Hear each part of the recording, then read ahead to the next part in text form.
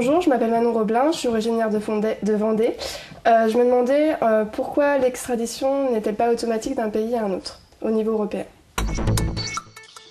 C'est à la fois une chose simple et une chose compliquée.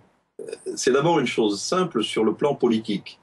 Pour qu'on puisse s'envoyer d'un pays à un autre un criminel, pour le mettre en prison, il faut avoir confiance entre les partenaires qui sont concernés.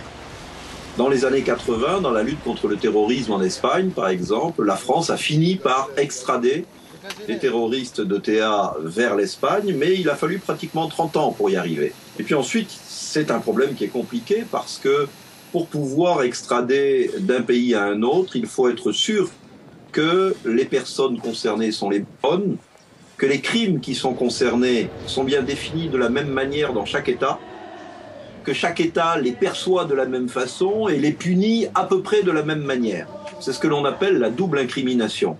Et donc, dans un système comme le système européen, où vous allez avoir 27 systèmes de justice différents, vous avez des chances d'avoir 27 petites différences. Et c'est pour cette raison que pendant très longtemps, l'extradition a reposé sur des traités internationaux. Aujourd'hui, c'est tout à fait autre chose puisque depuis moins d'une dizaine d'années, on a adopté la technique de ce que l'on appelle le mandat d'arrêt européen.